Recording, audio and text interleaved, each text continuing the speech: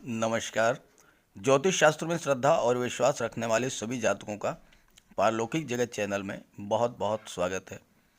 आज के इस वीडियो में हम बात करेंगे राहु और उसके प्रभाव और उसके उपायों के बारे में। ज्योतिष शास्त्र में राहु को सर्वाधिक शक्तिशाली और सर्वाधिक पाप ग्रह माना जाता है। राहु इतना अधिक शक्तिशाली होता है कि सूर्य को भी ग्रहण लगा देता है। तो क्या राहु से हमेशा डरना ही चाहिए? क्या राहु हमेशा खराब फल ही देते हैं? कुंडली में अगर राहु खराब हैं तो कैसे पहचानें और क्या उपाय करें? इन्हीं सब बातों पर चर्चा करेंगे इस वीडियो में। तो पहले समझते हैं कि राहु क्या है और राहु का क्या प्रभाव होता है। तो आइए पहले समझते हैं राहु क्या है, राहु का प्रभाव क्या होता है, कैसे जानेंगे कि राहु हमारे जीवन में अशुभ प्रभाव दे रहे हैं और फिर उसका उपाय क्या है। इन सब पर चर्चा कर लेते हैं।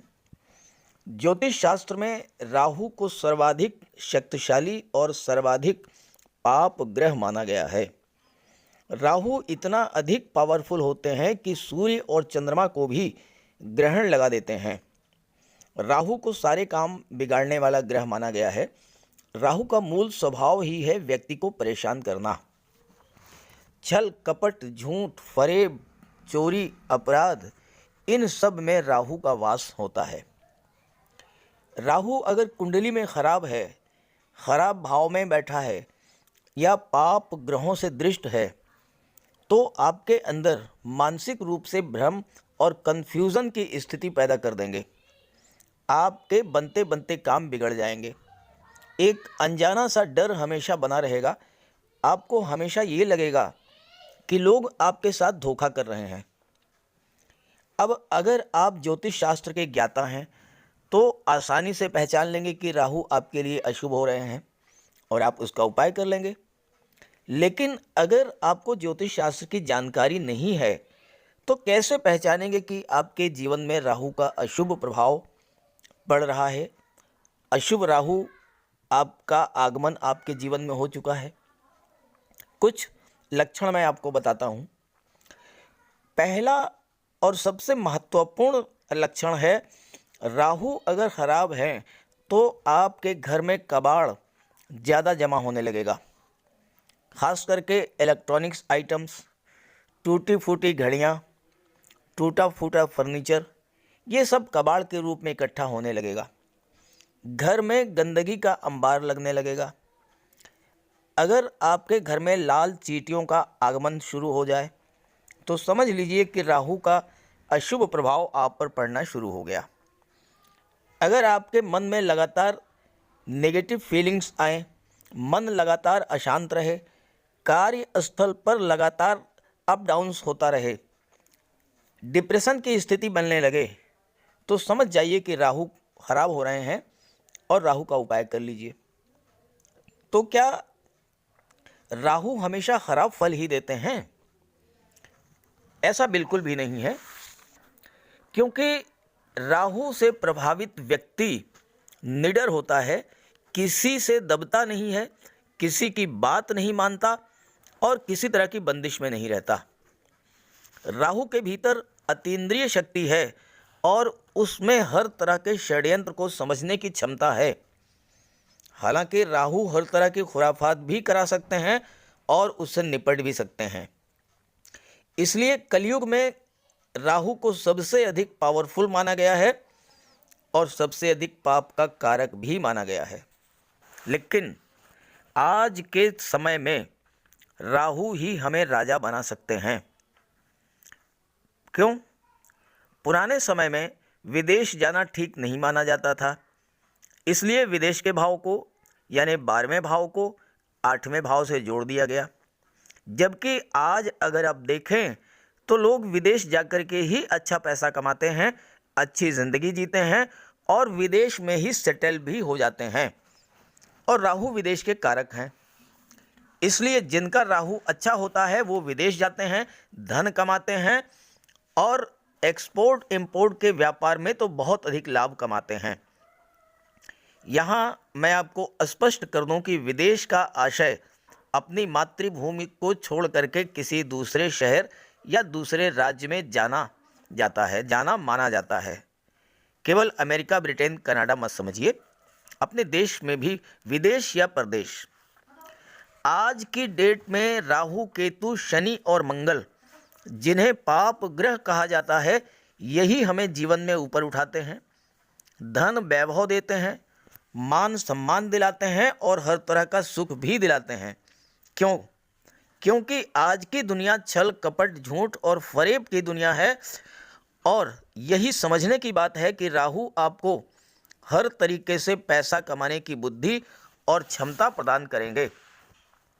लेकिन यहाँ पर आपको ये भी समझना है कि अगर आपने अनैतिक रास्ता चुन लिया तो राहु आपका नुकसान भी कर देते हैं, क्योंकि राहु का प्रभाव शनि के जैसा होता है। जब राहु की महादशा शुरू होती है तो शुरू में बहुत अच्छे फल मिलते हैं। वजह क्या है? क्योंकि राहु के जो मित्र ग्रह हैं, शनि, शुक्र, बुध, इन सब की अंतर्दशा पहले शुरू होती है। तो इस दौरान राहु बहुत अधिक धन प्रदान करते हैं, मान सम्मान दिलाते हैं, समाज में अचानक से आपको बहुत ऊंचाइयों तक पहुंचा देते हैं। लेकिन अंत में जब सूर्य, चंद्र और मंगल की अंतर्दशा आती है तो अंत में राहु सर्वाधिक नुकसान भी कर देते हैं। इसलिए अगर आपके जीवन में राहु की महादशा चल रही हो तो महादशा के अंतिम 5-6 वर्षों में आपको अत्यंत सावधान हो जाना चाहिए, अत्यंत धार्मिक हो जाना चाहिए और कोई भी अनैतिक कार्य नहीं करना चाहिए। राहु को ज्योतिष में छठी शक्ति का कारक माना जाता है और राहु हमेशा अथॉरिटी को चैलेंज करते हैं। राहु एक अच्छे रिसर्च स्कॉलर बना सकते हैं, नई नई चीज़ों को खोजने की प्रवृत्ति आपके अंदर पैदा करते हैं। और राहु लकीर के फ़कीर नहीं बनाते हैं, बल्कि कुछ नया सोचो, कुछ नया करो। और जिनका राहु अच्छा होता है वो हमेशा कुछ ना कुछ नया ही करते हैं। राहु अच्छा कब होता है? लग्न में, पंचम भाव में, छठे भाव में, नवम भाव में, दशम और एकादश भाव में राहु बहुत अच्छा फल देते हैं और बहुत ऊंचाइयों तक पहुंचा देते हैं। अगर राहु अच्छा है तो व्यक्ति लोकप्रिय होता है, विश्वविख्यात होता है। और राहु चूंकि ग्लैमर और मीडिया के भी कारक हैं, चमक दमक और माया के कारक हैं, तो जैसे कि टीवी सीरियल, सिनेमा, न्यूज़ जो कि डे टू डे अपडेट होती रहती हैं, इन सब के कारक जो हैं वो राहु ही हैं। तो कुल मिलाकर के अगर आपकी कुंडली में राहु शुभ स्थिति में है तो आपको बहुत कुछ देने वाले हैं। आने वाले 15 महीनों में 12 अप्रैल से 30 जुलाई 2023 तक। तो आइए शुरू करते हैं राशियों के आधार पर क्या होगा प्रभाव। जहाँ तक उपायों की बात है उसकी चर्चा मैं वीडियो के अंत में करूँगा। तो इस तरह से अब आपने समझ लिया कि राहु क्या है, राहु का क्या प्रभाव पड़ता है। अब मैं आपको बताऊं कि राहु किन किन भावों में अच्छा फल देते हैं। तो राहु लग्न भाव में, 5वें भाव, 6ठे भाव, 9वें भाव, 10म और 11वें भाव में अगर अकेले बैठे हों तो बहुत अच्छा रिजल्ट देते हैं। ऐसे राहु व्यक्ति को अचानक से बुलंदियों तक पहुंचा देते हैं। और 11वें भाव में तो राहु इतना अधिक पैसा देते हैं कि इतना पैसा कोई दूसरा ग्रह दे ही नहीं सकता। राहु माया है, राहु धुआं है, आप इसे पकड़ नहीं सकते। इसलिए आप राहु का उपयोग करें। अगर कुंडली में राहु अशुभ हो तो उसका उपाय करें, राहु को अपने पक्ष में करें और उससे लाभ लें। और अगर राहु अकेला हो, अच्छे भाव में बैठा हो, शुभ ग्रहों से दृष्ट हो तो आपको शेयर मार्केट और रिसर्च के क्षेत्र में बहुत अच्छा रिजल्ट देता है, अचानक से आपको महाधनी बना देता है। राहु छठी शक्ति का कारक है। आपको आने वाले संकट या आने वाले अपॉर्चुनिटी से अवगत कराता है। आप में इन मौक़ों को भांप लेने की क्षमता डेवलप करता है। तो आइए बात करते हैं कैसे राहु को अनुकूल करें, राहु के उपाय क्या हैं और कैसे आप राहु से पूरा लाभ ले सकते हैं। आप सबसे पहला काम ये करिए कि नेट से अपनी कुंडली को डाउनलोड कीजिए, अपने डिटेल्स उसमें भर दीजिए और आपकी कुंडली आपके सामने होगी। उसमें आप राहु का अंश बल देखिए। अगर राहु का अंश बल 12 डिग्री से 18 डिग्री के बीच में है तो राहु आपकी कुंडली में मजबूत स्थिति में है और आपको बहुत अच्छा फल देंगे। अगर अंश बल कमज़ोर हो यानी 12 डिग्री से कम हो या 18 डिग्री से ज़्यादा हो तो उस स्थिति में फिर आपको राहु का उपाय करना होगा, क्योंकि राहु आपकी जन्म कुंडली में कमज़ोर स्थिति में है। दूसरी बात, आप उसी कुंडली से यह भी देखिए कि राहु की महादशा या अंतर्दशा अगर आपके जीवन में चल रही है तो कब से कब तक है, और उस पीरियड में जब आपके जीवन में राहु की महादशा या अंतर्दशा चल रही हो तो राहु का उपाय ज़रूर करें, आपको इससे बहुत बड़ा लाभ होगा। सबसे पहला काम तो आप ये करें कि घर में मोरपंख ला करके लगा दें। घर के main door, drawing room, study room, इन सब जगह पर मोरपंख लगा दें। कार्यस्थल पर अपनी मेज पर एक मोरपंख रखें, क्योंकि राहु का स्वरूप सर्प का स्वरूप माना गया है और मोर सर्प का भक्षण करते हैं, इसलिए जहाँ पर मोरपंख होता है वहाँ पर राहु का प्रवेश नहीं होता है। इसके अलावा अगर आप घर बनवा रहे हैं या आपका पहले से ही मकान है तो मेन डोर की चौखट के नीचे चांदी का एक चौकोर टुकड़ा ये आप दबा दीजिए।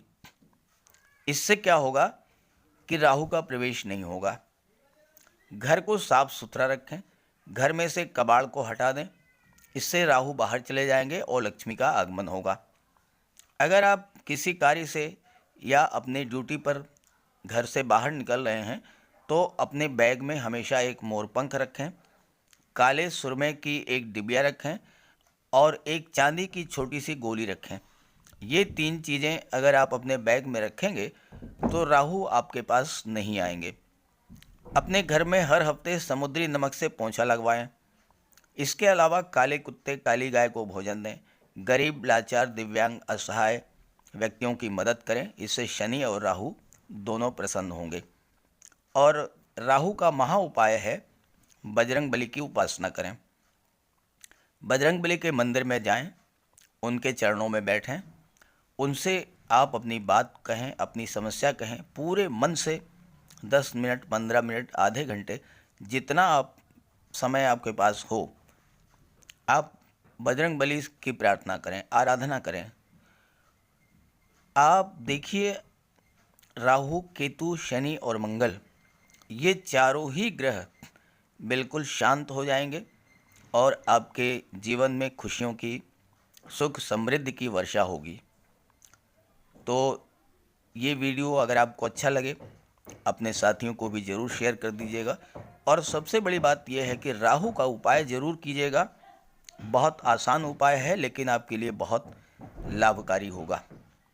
तो सभी ग्रहों की कृपा दृष्टि आप पर बनी रहे, इसी भावना के साथ आप सभी का बहुत बहुत धन्यवाद।